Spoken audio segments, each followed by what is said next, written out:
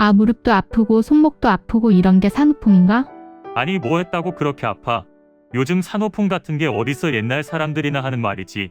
산후조리원이 우리나라에나 있지 다른 나라는 애 낳고 바로 조깅한대.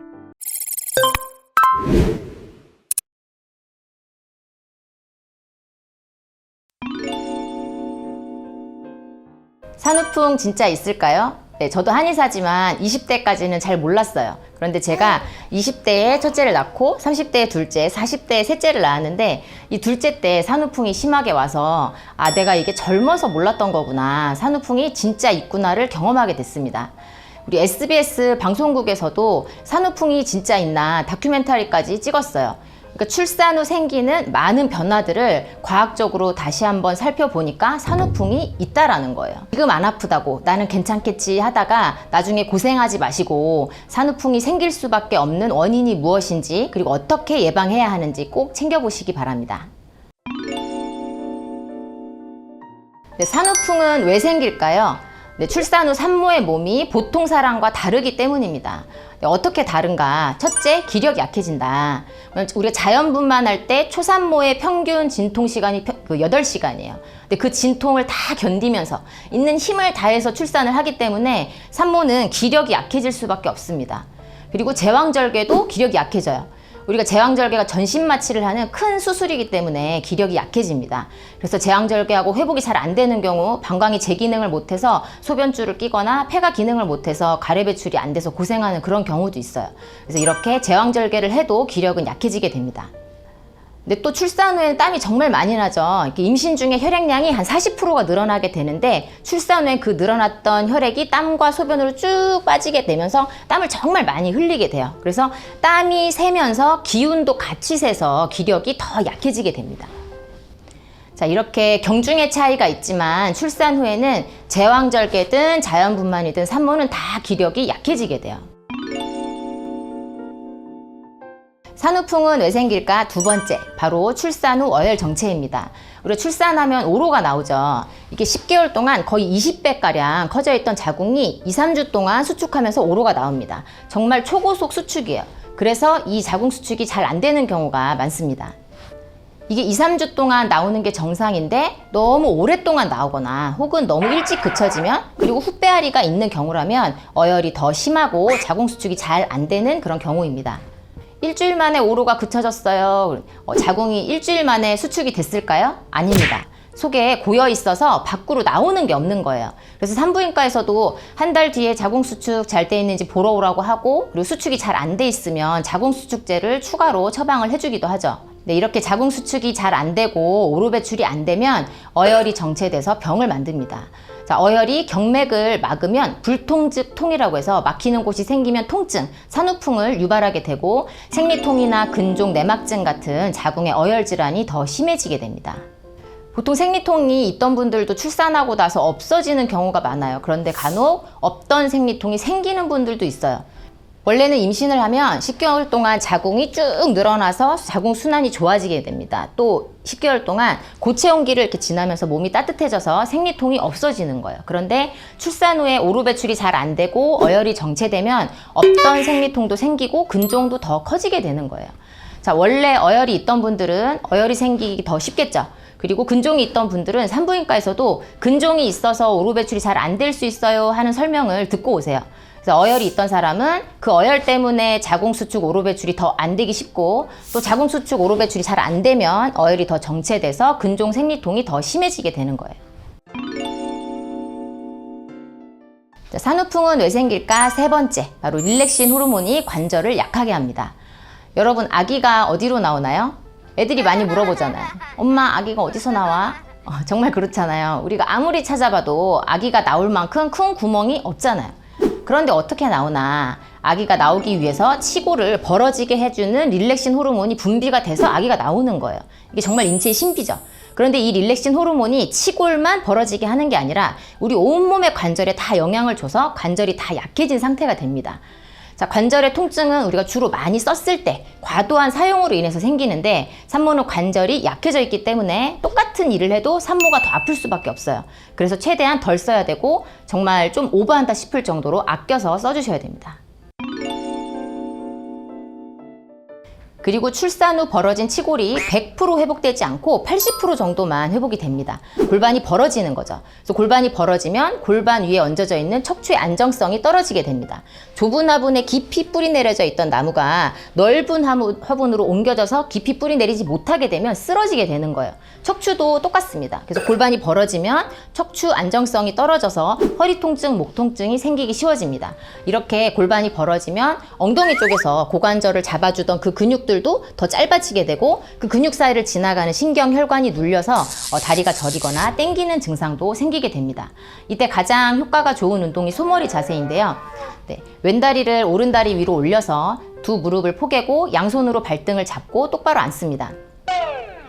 이때 양쪽 엉덩이가 둘 다 땅에 잘 붙도록 합니다. 자, 숨을 들이쉬고 내쉬는 숨에 배꼽을 아래로 내려준다고 생각하고 상체를 숙입니다. 그럼 엉덩이 쪽이 많이 당기실 거예요. 그 짧아진 엉덩이 쪽 근육을 스트레칭 해주면서 그 골반을 교정해주는 좋은 운동입니다. 자, 그런데 관절을 많이 쓰지 않아도 산후풍이 생길 수 있어요. 우리가 관절을 많이 써서 생기는 관절염이 있지만 류마티스 관절염은 많이 써서 생기는 질환이 아닙니다. 자가 면역 질환이에요. 자기가 자기를 공격해서 염증이 생기고 통증이 생깁니다. 내 몸에 면역 체계 이상이 생기면 관절염이 올 수 있다는 거예요. 그래서 여성 류마티스 관절염의 70%가 산후에 발생한다고 합니다. 그러니까 기력이 약해져서 면역 체계 이상이 생기면서 관절염이 생기는 거죠. 그래서 어떤 산모도 2주 안에 직장에 복귀해야 돼서 정말 조심했는데 류마티스 관절염이 생겨서 수개월 동안 입원 치료를 하다가 내원하신 경우가 있었습니다.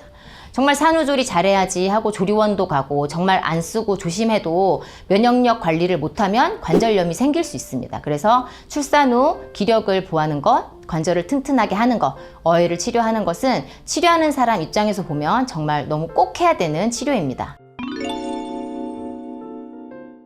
지금 아무 증상이 없어서 관심이 없는 분들이 많으세요. 그런데 모든 병이 그렇죠. 증상이 없다고 병이 없는 게 아닙니다. 디스크도 증상이 없이 디스크를 가지고 계시다가 갑자기 증상이 생기시는 경우가 많고, 암도 증상이 차라리 빨리 나타나면 빨리 치료할 수 있는데 아무 증상이 없어서 늦게 발견돼서 치료가 힘든 경우가 많습니다. 산후풍도 그렇습니다. 우리가 체력이 좋고 젊을 때는 버틸 힘이 있어요. 그래서 좀 무리가 돼도 증상이 나타나지 않는데 체력이 약해지고 나이가 들면서 다 나타나게 되는 거예요. 그래서 지금 증상이 없다고 그냥 지나가시면 나중에 정말 고생하시는 거예요. 자, 산후풍 증상이 초기에 없다가 좀 지나서 생기시는 분들이 많고, 첫째 때는 안 그랬는데 둘째 때 심한 분들도 많습니다. 증상이 생기고 나서 관절에 다 무리가 가고 나서 그때 치료하려고 하면 너무 힘든 거예요. 냉장고 문만 열어도 손목이 시리고 아프고 발을 땅에 딛지 못해서 남편이 업고 오는 경우도 있었습니다. 산후풍은 정말 예방이 최선입니다.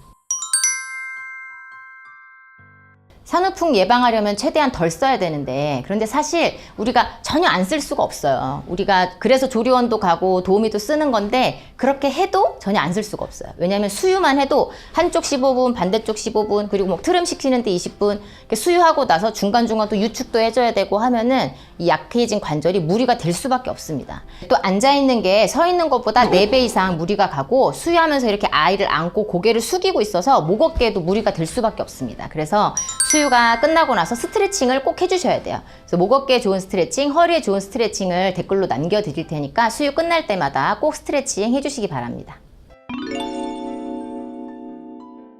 자, 우울증은 통증을 유발하죠.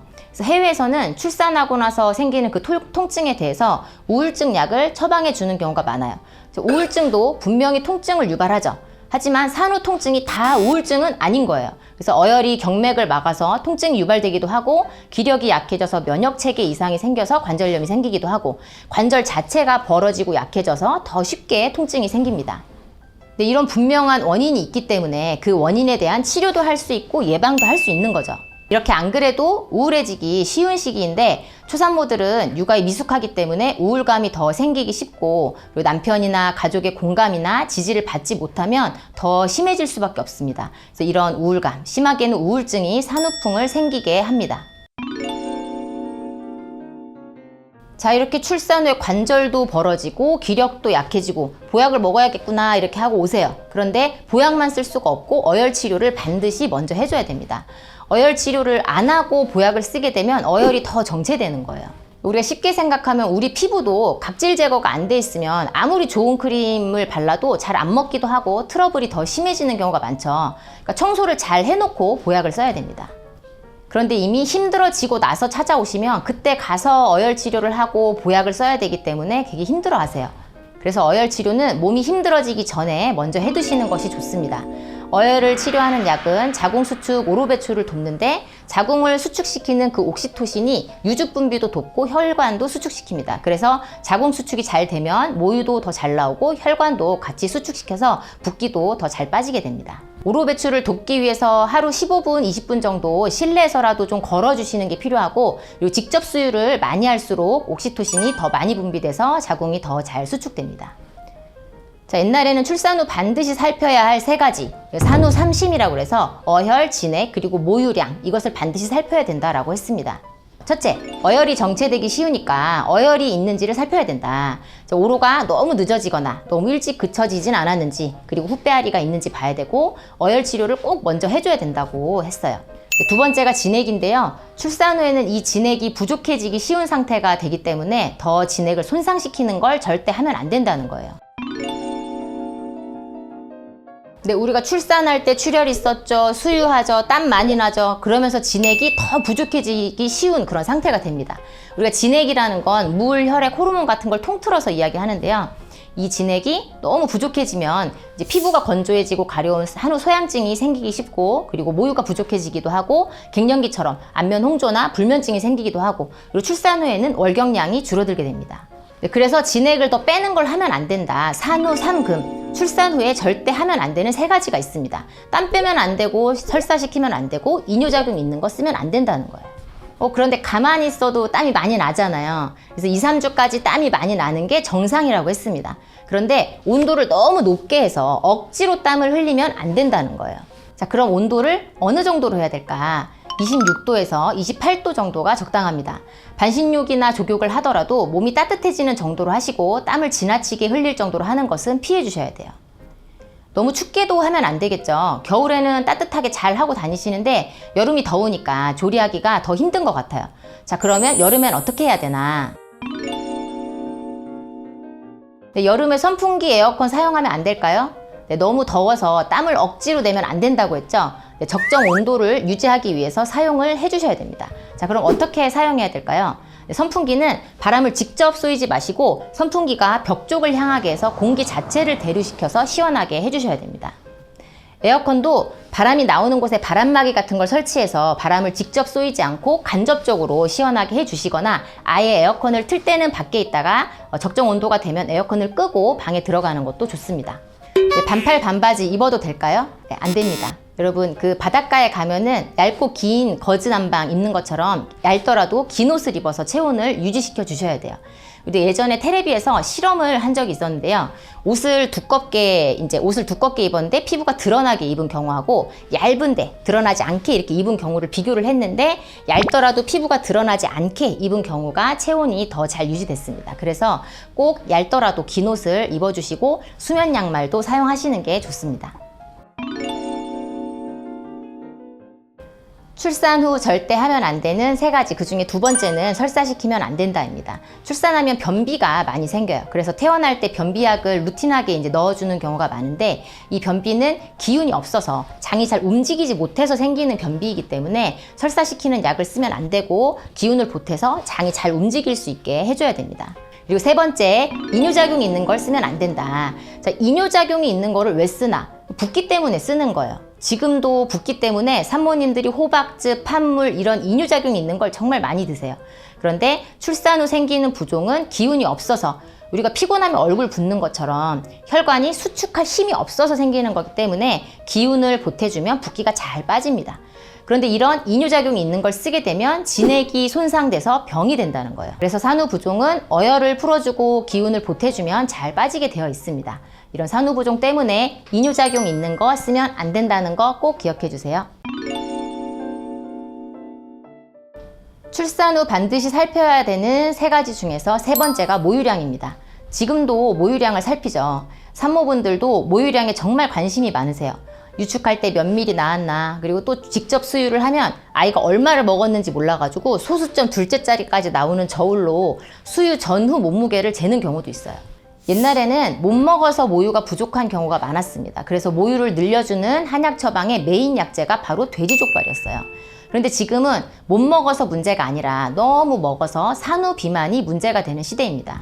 자, 못 먹으면 부족해지죠. 수유를 위해서 추가 열량이 반드시 필요합니다. 하지만 너무 오버되면 비만이 되니까 너무 적게도 안 되고 너무 많이도 안 되고 저공 비행을 잘 해주셔야 돼요. 자, 수유를 위해서 필요한 추가 열량은 500칼로리. 성인 여성 권장 열량이 2000칼로리이기 때문에 2500칼로리를 맞춰서 드시면 됩니다. 보통 삼시세끼에 중간 간식 2번 먹는 정도가 이게 조리원에서 대부분 이 정도 맞춰서 나오기 때문에 여기에 더 꼬운 거 달인 거 드시면 더 오버되는 거예요. 자, 모유를 늘리려면 어떻게 해야 되나? 네, 저도 국제 모유수유 전문가 과정 이수하고 모유수유 관련해서 이제 강의하라고 하면 또 설명할 게 정말 너무 많을 것 같아요. 그런데 핵심만 이야기하면 바른 자세로 10회 이상 수유하면 모유는 늘게 되어 있다라는 것입니다.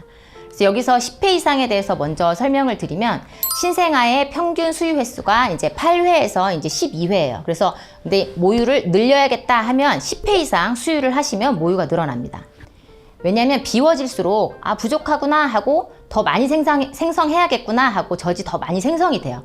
그래서 10회 이상 수유하라고 했다고 너무 자는 아이 깨워서 수유하지 마시고 모자동실 하셔서 아이가 보챌 때 수유해 주시면 10회 이상 수유하게 됩니다.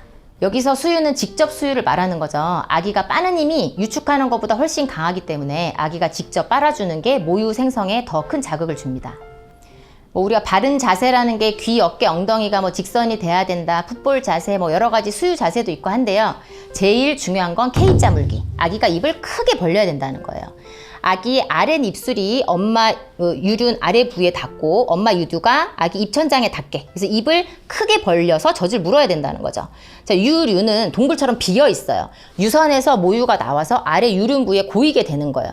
그래서 이 아래 유륜 부위까지 물어줘야 젖이 왈칵왈칵 나오고 아기가 꿀꺽꿀꺽 먹게 되는 거예요.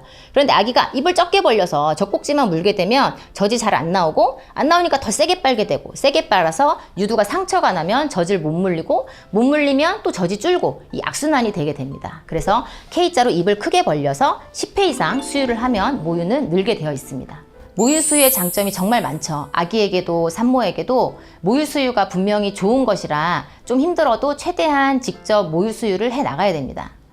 하지만 산모들을 계속 만나보니까 산모들의 초점이 너무 아기에게 다 가 있어요. 그래서 자기를 너무 돌보지 못하는 산모님들이 너무 많았습니다. 그러니까 완모를 해야 육아를 잘하는 것처럼 돼서 어떻게든 완모를 하려고 그래서 몇 cc 나왔나 여기에만 너무 초점이 맞춰져 있어서 어떤 산모는 완전 모유 수유를 하려고 기력이 약하고 컨디션이 너무 안 좋은데 막 수유하고 틈만 나면 유축하고 그러니까 목, 어깨, 손가락, 허리 안 아픈 데가 없고 너무 컨디션이 안 좋으니까 이제 면역력이 떨어져서 유선염에 걸려서 항생제를 먹어야 되고 항생제 먹는 동안 수유 못하니까 젖이 또 말라서 고생을 하고 결국 이 산모가 우울증이 심해져서 아이를 친정에 보낸 그런 경우도 있었습니다. 그래서 모유 수유를 하면 좋아요. 그런데 산모의 건강을 해칠 정도로는 하지 말자. 여러분 분유도 좋습니다. 옛날에 분유 처음 나왔을 때 분유가 너무 비싸서 막 젖을 먹이면 막 할머니들 그랬대요. 우리 귀한 손자한테 그 천한 모유를 먹인다고 귀한 분유를 먹이라고 그랬다는 거예요. 근데 그때보다 지금이 분유가 더 좋아졌잖아요. 그래서 모유 수유를 하지 말자는 게 아니라 최대한 모유 수유를 하지만 산모의 건강도 돌보면서 하자는 거죠. 우리가 아기에게 줄 수 있는 게 모유밖에 없는 건 아니다. 지금 아기에게 꼭 필요한 게 모유밖에 없는 건 아니다. 이 신생아 때 자존감이 어떻게 형성되냐면 우리가 미러링이라 그래서 자기를 바라보는 그 사람의 얼굴 표정을 가지고 자기가 괜찮은 사람인지 아닌지를 판단한다는 거예요. 이제 엄마가 아기를 보면은 막 너무 행복해하고 똥을 싸도 막 우리 애기 예쁜 똥 쌌죠? 하면서 막 뭘 해도 예뻐하고 그러면 나는 괜찮은 사람이구나. 그런데 이렇게 무표정 하기만 해도 아기는 울어버린다는 거야.